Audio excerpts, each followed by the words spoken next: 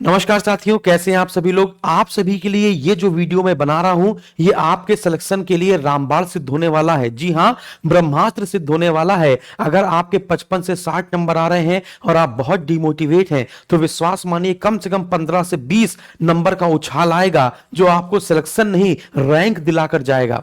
तो चलिए वीडियो को शुरू करते हैं। इस वीडियो में क्या क्या होने वाला है इसमें हम लोग बात करेंगे। Allahabad high court group C, group D, steno और ड्राइवर वाले विद्यार्थियों के लिए जो 3306 पदों पर वैकेंसी निकली है, इनका सेफ स्कोर क्या होगा। लास्ट ईयर की कट ऑफ को देखते हुए इस बार का सेफ स्कोर क्या हो सकता है ना। क्या एग्जाम पैटर्न वही रहेगा तो फिर स्कोर क्या हो सकता है, टारगेट कितना लेकर चले, हमें अटेम्प्ट कितना करना है, हर एक चीज को मैं आपको अच्छे से बताऊंगा।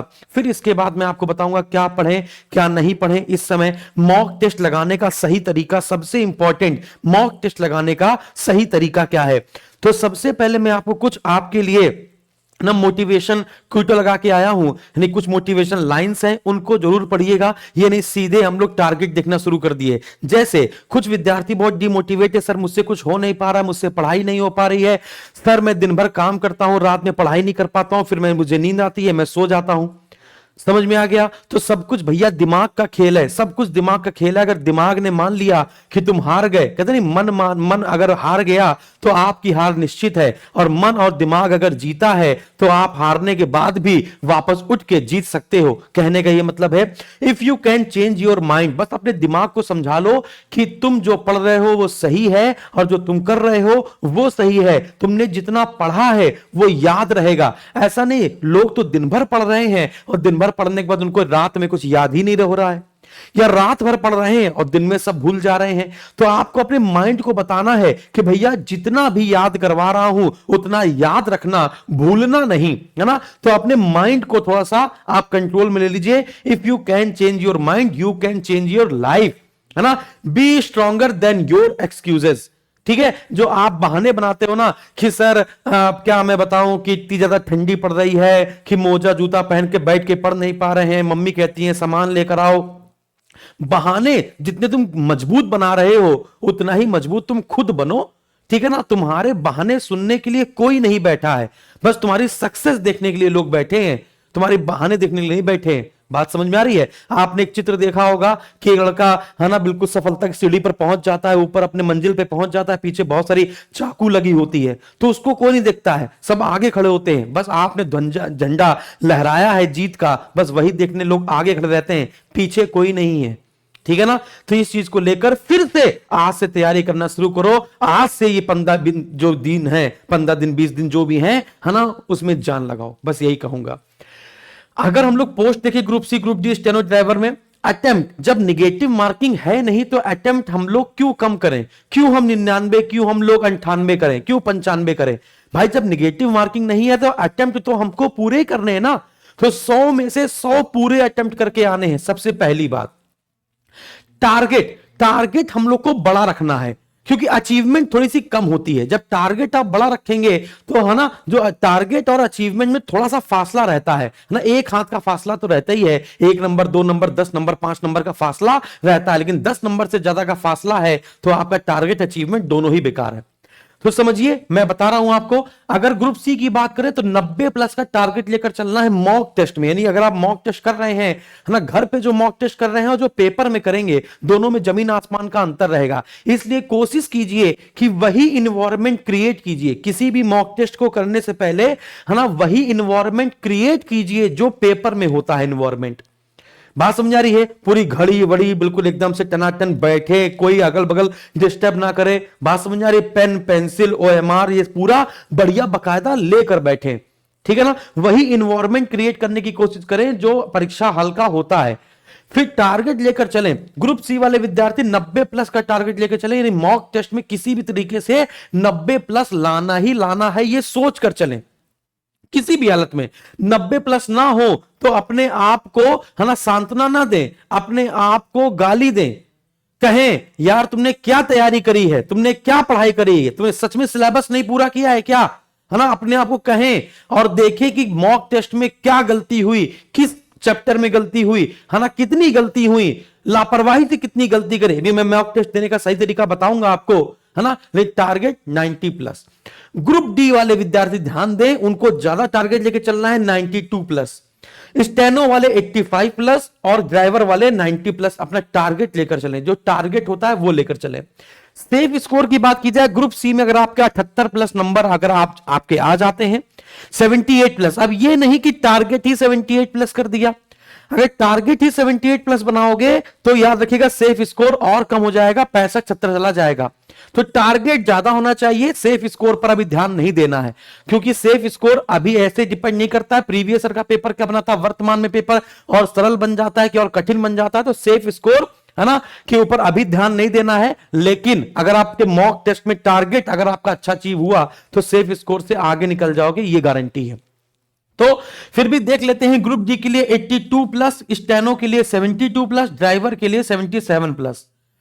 अब बड़ी बात यह होती है कि सर ग्रुप डी का कट ऑफ हाई क्यों चला जाता है, क्योंकि जितने भी ग्रुप सी वाले विद्यार्थी हैं वो सब ग्रुप डी में फॉर्म भर देते हैं, तो वो तैयारी अपर लेवल की कर रहे होते हैं, है ना, और ग्रुप डी का भी फॉर्म भर देते हैं, तो जो ग्रुप सी भरा वो ग्रुप डी भी भराता है। लेकिन जो ग्रुप डी वाले विद्यार्थी हैं वो डरते हैं ग्रुप सी भरने में, क्योंकि उनको अपना लेवल पता है कि भैया हमने बहुत दिन से पढ़ाई करी नहीं है, बहुत दिन से पढ़ाई छोड़ बैठे हैं, है ना, 2-3 महीने से हमने तैयारी करना शुरू किया है, तो ग्रुप डी निकल जाए उतना काफी है। लेकिन ग्रुप डी वाले ये नहीं समझते हैं कि बेरोजगारी की दर इतनी ज्यादा है कि ग्रुप सी वाले भी तुम्हारा फॉर्म भरे बैठे हैं।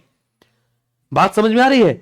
और कुछ तो ऐसे शौकीन भरे बैठे हैं कि मैंने इलाहाबाद हाईकोर्ट निकाल दिया था, पता है तुमको, लेकिन ज्वाइन नहीं किया था। वो ये नहीं बताते ग्रुप डी में सिलेक्शन हुआ था इसलिए ज्वाइन नहीं किया था। बात समझ आ रही है? लेकिन वो किसी और के पेट पे लात मारने के लिए बैठ जाते हैं कि हमारा तो हो जाएगा ग्रुप सी में, नहीं ग्रुप डी में हो जाएगा, घर में कम से कम इज्जत तो बचेगी कि इलाहाबाद हाईकोर्ट में बच्चे का हो गया था, तो थोड़ा सा मोटिवेट करेंगे कि और बढ़िया तैयारी करो बेटा, तुम आईएएस बन सकते हो, ऐसी वाली बात हो जाती है। तो ये आपको बात समझ में आ गई होगी, सारी बातें क्लियर है। अच्छा, कितने विद्यार्थी ऐसे जिनका 5 जनवरी के पेपर देने के बाद वो टारगेट लेस हो जाएंगे, उनका कोई टारगेट नहीं रहेगा, एमलेस हो जाएंगे। अच्छा, अब जो विद्यार्थी हमारे पास बिल्कुल नए जुड़े हैं, अभी जुड़े हैं, कहीं और से आकर अभी जुड़े हैं, तो उनको मैं बता दूं पूरा इलाहाबाद हाईकोर्ट एसएसजी गुरुकुल ने लास्ट के 3 से 4 महीने में सिर्फ इलाहाबाद हाईकोर्ट ही पढ़ाया है। और आप लोगों के लिए तो मैंने UP exam Gurukul Allahabad high court का एक नया चैनल ही बना दिया था, जिसमें पूरी क्लासेस सिर्फ इलाहाबाद हाईकोर्ट डीआई ग्राफ पढ़ना है, लाइन ग्राफ पढ़ना है, पाई चार्ट पढ़ना है, मैथ का प्लान हो, है ना, पूरी मैथ फ्री कर दी, अलजबरा हो, डेसिमल फ्रैक्शन हो, कुछ भी हो, सारी लाइव क्लासेस 7-7 घंटे 8-8 घंटे की चल रही है। मैथ का मॉक टेस्ट, इंग्लिश का मॉक टेस्ट, है ना, ट्रिगोनोमेट्री, यानी पूरी आप देखेंगे math marathon, 1 day 1 topic marathon. और आप देख पाएंगे इस प्रकार से इलाहाबाद हाईकोर्ट के जीके जीएस के 25 मॉक टेस्ट, ये 25 मॉक टेस्ट जो मैंने कराए हैं एक्सप्लेनेशन के साथ, वो कर लिया तो लगा डाला तो लाइव झिंगा लाला। मैथ का 25 मॉक टेस्ट, सिलेक्शन की स्ट्रेटजी, इंग्लिश के 25 mock test, Allahabad high court Hindi के मॉक टेस्ट, मैराथन पूरी विश्व का भूगोल, इतिहास, संविधान, पूरा मैराथन, पूरी मैथ की मैराथन, 1 डे 1 टॉपिक, 3-3 4-4 घंटे की 16 क्लासेस में पूरी मैथ खत्म, स्टैटिक्स हो, अलजबरा हो, ट्रिगोनोमेट्री हो, फिर भी पूरी, फिर इसके बाद टॉप 50 क्वेश्चन, पूरी हर एक चीज क्लास फ्री में दी गई है। अगर आप देखेंगे तो यूपी एग्जाम गुरुकुल की प्लेलिस्ट में जाके देख लीजिएगा या एसएसजी गुरुकुल की प्लेलिस्ट में जाके देख लीजिएगा। अगर आपको पूरी पीडीएफ चाहिए तो एसएसजी गुरुकुल की एप्लीकेशन में जाओगे, फ्री कोर्स पे क्लिक करना, इलाहाबाद हाईकोर्ट के बैच पे क्लिक करना, पूरी क्लासेस फोल्डर बने रहेंगे, उसके बगल में उसकी पीडीएफ रहेगी, सारी पीडीएफ डाउनलोड कर लो, कंप्रेस कर लो, वही रट्टा मार लो, उससे पेपर मिल जाने वाला है। और अगर आपकी जीएस कमजोर है, हिंदी कमजोर है, यूपी पुलिस कांस्टेबल की जो वैकेंसी आने वाली है, एसएससी जीडी की वैकेंसी, है ना, या यूपीएसआई की वैकेंसी, या रेलवे की जीके जीएस, या किसी भी लेवल की जीके जीएस, 1 डे लेवल की बात कर रहे हैं, लोक सेवा आयोग और संघ लोक सेवा आयोग का पेपर छोड़कर, अगर आपको जीके जीएस और हिंदी में कमजोरी महसूस होती है तो आपके लिए बिल्कुल फ्री ऑफ कॉस्ट में मैंने बैच लॉन्च कर दिया है।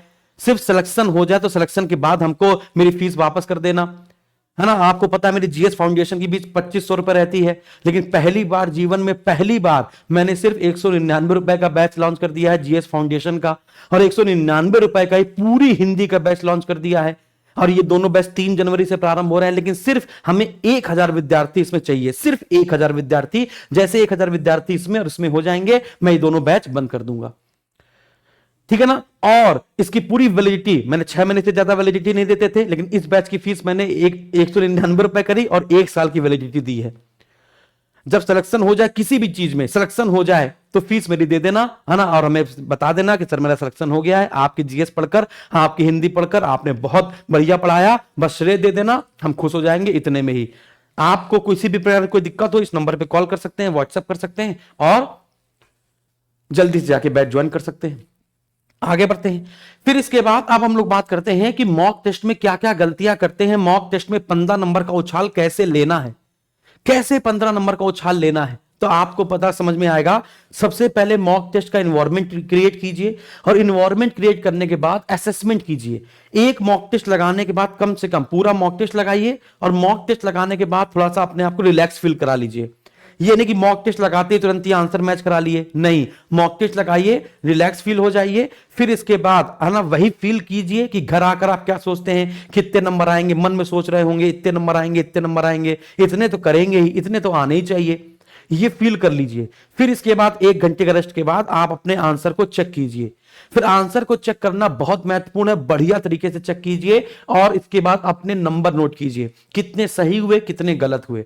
इसके बाद अब आपको करना क्या है असेसमेंट में, सबसे पहले है ना क्या लापरवाही के कारण मैंने कितनी गलतियां की, यानी कि सबसे पहला पॉइंट आपको ये देखना है कि ऐसे कौन कौन से क्वेश्चन है जो आप कर सकते थे लेकिन जबरदस्ती आपने नहीं किया या फिर आपने जल्दबाजी में उसको गलत कर दिया। जल्दबाजी में लापरवाही में कितनी गलतियां करी, मेरे अनुमानित उत्तर गलत क्यों थे, मतलब जो आपको लग रहा था ये तो 100% सही है। बहुत पूरे पेपर में 5-6 क्वेश्चन ऐसे होते हैं जो आप आंसर अपने हिसाब से सही लगाते हैं लेकिन वो गलत हो जाते हैं और आपको लगता है वो तो कोई काट ही नहीं सकता माई का लाल, और वही माई का लाल है ना कट जाता है नंबर, वही माई के लाल वाले नंबर कट जाते हैं। तो मेरे अनुमानित उत्तर गलत क्यों थे, जो मुझे लग रहा था ये सही है ये कैसे गलत हो गया, तो फिर आपको फिर उसको गूगल करना है, गूगल करके सर्च करना है और उसके अलग से नोट्स बनाने और दिमाग में बिठाना है कि यार ये हमें लग रहा था सही है लेकिन ये गलत हो गया कैसे। मेरे अधिकांश समय किन प्रश्नों या विषयों पर लगा, ये आपकी कमजोरी है। मैक्सिमम टाइम आपने किस में दिया, यानी कि कौन से चैप्टर में दिया। अगर आपने मैथ में सबसे ज्यादा समय दिया है, याद रखिएगा जब इंग्लिश कीजिएगा, मैथ कीजिएगा, हिंदी कीजिएगा, जीके जीएस कीजिएगा तो अपना टाइम डिसाइड कर लीजिएगा कि आपने जीके जीएस के 25 क्वेश्चन कितनी देर में करे, आपने मैथ के क्वेश्चन कितनी देर में करे, इंग्लिश के क्वेश्चन कितनी देर में करे, पैसेज पढ़ने में कितना टाइम लग जा रहा है, हिंदी करने में कितना टाइम लग जा रहा है। तो सबसे पहले टाइम ड्यूरेशन बहुत महत्वपूर्ण है, ड्यूरेशन को नोट कर लीजिएगा, जीके जीएस कितनी देर में कर पा रहे हैं। जब आप पेपर देने जाएंगे तो आपको पता चल जाएगा कि आपका टाइम मैनेजमेंट सही है कि नहीं है। टाइम मैनेजमेंट बहुत इंपॉर्टेंट है। तो सबसे अधिक समय किन प्रश्नों पर लगा, किस सब्जेक्ट पर लगा, किस चैप्टर पर लगा, है ना, और किस विषय पर लगा। मैं किन विषयों को शीघ्रता से उत्तर दे सकता हूं, कौन सा सब्जेक्ट या कौन सा चैप्टर ऐसा था जिसके क्वेश्चन दिखते ही मैंने उड़ा दिए। जीएस में, हिंदी में, इंग्लिश में कौन सा सब्जेक्ट मुझे सबसे आसान लगा, मुझे लगा कि यही मेरी पावर है ना, कि कोई भी चीज अगर गलत हो जाएगी तो मैं इस सब्जेक्ट से इसको कवर कर लूंगा। जैसे मेरी मैथ अच्छी नहीं है लेकिन मेरी इंग्लिश अच्छी है, तो मैं इंग्लिश में मैथ के नंबर को अटैच करने की कोशिश करूंगा कि इंग्लिश में ज्यादा नंबर प्राप्त हो जाएं और उसकी अपेक्षा जो मैथ में 2-3 नंबर छूट रहे थे या 2-3 क्वेश्चन गलत हो रहे थे वो इंग्लिश से कवर हो जाए या हिंदी से कवर हो जाए। ऐसा जिन विषयों में मैंने अच्छी तरह से जानता था उसमें मैंने क्या क्या गलतियां की, बहुत बढ़िया।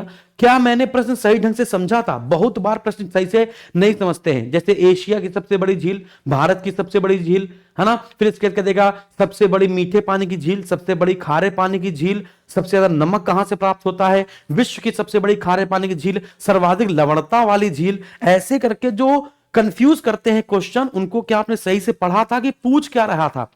भारत का गवर्नर जनरल, भारत का पहला वायसराय, बंगाल का पहला गवर्नर जनरल, तो लोग गवर्नर जनरल देख लेते हैं, भारत नहीं देखते, बंगाल नहीं देखते, बंगाल का प्रथम नहीं देखते, है ना, और आंसर लगाने की कोशिश करते हैं, फिर कहते हैं यार मैंने तो सही से पढ़ा ही नहीं था, वहां पे दिक्कत होती है। फिर इसके बाद मैं ये कैसे निर्धारित कर सकता हूं कि कौन से प्रश्न छोड़े जाएं, वो आपको ही डिसाइड करना है प्रैक्टिस करके कि भाई ये क्वेश्चन लग तो जाएगा लेकिन समय काफी लेगा। तो जो क्वेश्चन लग जाएंगे लेकिन समय काफी लेंगे तो उसको आपको गोला कर लेना है, और जो क्वेश्चन एक निगाह में सरसरी निगाह से हो जाते हैं पहले उसको कर लेना है। फिर इसका दूसरा अटेम्प्ट हमें वो करना है जो हमें आते हैं लेकिन समय लेंगे, दूसरा अटेम्प्ट वो करना है। और तीसरे अटेम्प्ट में हमको वो करना है जो तुक्केबाजी वाला काम है ना, आता नहीं है लेकिन करने पूरे हैं तो तुक्केबाजी में करना है। तो 3 चरणों में पेपर आपको करना होगा, ये टाइम भी मैनेज आपको खुद करना होगा, याद रखिएगा। और जब आप ये काम कर लेंगे तो आप विश्वास मानिए आप 15 नंबर एक्स्ट्रा पाएंगे। या फिर आप इस रणनीति को अपनाएंगे तो आप मान के चलिए कि 30 से 35% आपका उछाल आएगा सिर्फ ये करने से, ठीक है ना। इसके बाद अगर एक और बात समझिए, प्रयोग करने में संकोच ना करें। जो अपने कदमों की काबिलियत पर विश्वास रखते हैं वही अक्सर मंजिल पर पहुंचते हैं, याद रखिएगा। फिर इसके बाद प्रयोग करने में संकोच ना करें, क्योंकि मॉक टेस्ट में आप प्रयोग नहीं करेंगे तो क्या आप पेपर हॉल में जाकर, एग्जाम हॉल में जाकर प्रयोग करेंगे? अगर आपको लगता है मैथ की कोई ट्रिक आपको अच्छी आती है और आपके टीचर ने जो बताई वो थोड़ी सी लंबी है, तो यदि आप अपनी बेहतर कोई ट्रिक बना लेते हैं तो उसको करो। मैथ और रीजनिंग की तुलना की जाए, हिंदी में अधिक सहज है तो हिंदी पहले करें, इंग्लिश में अधिक सहज है तो इंग्लिश पहले करें। यानी पहले जो आपको आता है पहले वो करना। ये नहीं है कि हम पहले मैथ करेंगे क्योंकि सर ने बताया था मैथ करना, सर ने बताया था रीजनिंग करना, सर ने बताया था इंग्लिश करना, जो भी है। हालांकि रीजनिंग नहीं आती है ना, फिर भी यहां पे लिख दिया है उस हिसाब से, समझाने के हिसाब से। आप कुछ लोग कहेंगे सर इसमें रीजनिंग तो आती नहीं, वो तो मैं बता ही रहा हूं ना आपको, है ना। तो मैंने वो समझाने के हिसाब से लिख दिया है कि मैथ, इंग्लिश, रीजनिंग में जो आपको सबसे पहले आता है, हिंदी, जीएस में, वो सबसे पहले करना है, और जो नहीं आता है वो सबसे बाद में करना है। धीरे धीरे मॉक टेस्ट की फ्रीक्वेंसी बढ़ाएं। पहले अगर दिन भर में एक मॉक देते हैं तो फिर दिन भर में 2 दें, दिन भर में 3 दें। 3 मॉक मोर देन सफिशिएंट है, 3 से ज्यादा नहीं देना है। 3 मॉक सफिशिएंट है, क्योंकि 3 मॉक में इन्वायरमेंट क्रिएट करने में काफी टाइम लग जाता है, याद रखिएगा। ठीक है, फिर इसके बाद जो भी मैंने आपको बताया है, जो भी मैंने आपको क्लासेस बताई हैं, उसकी पीडीएफ कहां मिलेगी? आप एसएसजी गुरुकुल का एप्लीकेशन डाउनलोड करेंगे, फ्री कोर्स में जाएंगे, इस बैच में जाएंगे और यहां पे बहुत सारे फोल्डर बने होंगे, उस पर क्लिक करिएगा और इस प्रकार से आपको क्लास और उसके बगल में पीडीएफ पूरी मिल जाएगी। पूरा कोर्स फ्री है, इसमें एक भी पैसा नहीं लिया गया है ना। और इसके बाद अगर आपको लगता है कि अभी भी आपको कोई दिक्कत है, किसी चैप्टर में दिक्कत है, किसी टॉपिक में दिक्कत है, इंग्लिश में दिक्कत है, हिंदी में दिक्कत है, और कोई भी टॉपिक कमजोर है, तो आप हमारा इलाहाबाद हाईकोर्ट का प्रयाग बाबू बैच ज्वाइन कर सकते हैं। मानते हैं 15-20 दिन बचे हुए हैं, फिर भी 15-20 दिन में अगर आपको लगता है ये टॉपिक मेरे कमजोर हैं और मुझे किसी का बैच चाहिए, तो आप ये बैच ले सकते हैं। और जब ये आप बैच लेंगे 15-20 दिन में खत्म हो जाएगा, तो आप परेशान मत होइए, है ना। फिर इन वाले विद्यार्थियों को मैं किसी भी बैच में ट्रांसफर कर दूंगा, सिर्फ आधी फीस लेकर। चाहे वो रेलवे हो, चाहे वो एसएससी हो, चाहे वो यूपीपीएससी हो, चाहे आरओ हो, जो भी विद्यार्थी ये बैच ले लेगा, उसको इस पेपर के बाद जो कोई भी बैच चाहता होगा, उस बैच की फीस आधी करके उनको उसमें ट्रांसफर कर दिया जाएगा। तो परेशान नहीं होना है कि सर इस बैच के बाद मेरा पैसा चला जाएगा, है ना। परेशान नहीं होना कि 500 रुपए चला जाएगा, क्योंकि इस बैच की फीस ही मैंने अब कम कर दी है, सिर्फ उन सभी विद्यार्थियों के लिए, है ना, जिनको दिक्कत हो रही है। इस बैच की फीस मैंने 999 रुपए से कम करके मात्र 199 रुपए कर दी है। और इन सभी बैच के लेने के बाद जब 5 जनवरी को आपका पेपर हो जाएगा, 5 जनवरी 2025 को जब आपका पेपर हो जाएगा, तो किसी भी बैच में आपको ट्रांसफर कर देंगे। जिस भी बैच में आप चाहते हैं कि सर हमको इस बैच में ट्रांसफर कर दीजिए, आपको ट्रांसफर कर दिया जाएगा। सिर्फ 50% फीस आपसे ली जाएगी उस बैच की। जैसे रेलवे की 500 रुपए फीस है, तो आपसे 250 रुपए लिया जाएगा। यूपीपीएससी आरओ की फीस आपकी 3500 रुपए है या 2500 रुपए है, जितनी भी है उसकी फीस आधी ले ली जाएगी, है ना। तो इसको फिर आपको दे दिया जाएगा।